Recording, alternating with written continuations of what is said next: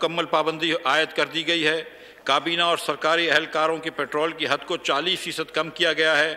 हुकूमत के खर्च पर लाजमी बैरूनी दौरों के अलावा तमाम दौरों पर पाबंदी है। जनाब स्पीकर, बजट में पेंशन की मद में अगले माली साल में 530 अरब रुपए का तखमीना है। दीगर ममालिक की तरह हम पेंशन फंड कायम कर रहे हैं, जिसके लिए रकूम जारी कर दी गई हैं। इस साल पहले साल इसमें हम एक 10 अरब रुपए की रकम पेंशन फंड में डाल रहे हैं। जनाब स्पीकर, वज़ीर आज़म के विजन के मुताबिक मईशत को तरक्की के रास्ते पर गामजन करने के लिए हमारी टीम ने medium term macro economic framework वज़ा किया है। मुझे कामिल यकीन है कि इसके ज़रिए मईशत सही रुख इख्तियार करने में कामयाब होगी। हमारे लिए बड़ा चैलेंज करंट अकाउंट खसारे के बगैर ग्रोथ हासिल करना है। लिहाजा अगले साल तवाज़ुन को ख़राब किए बगैर कम अज़ कम 5% ग्रोथ हासिल की जाएगी।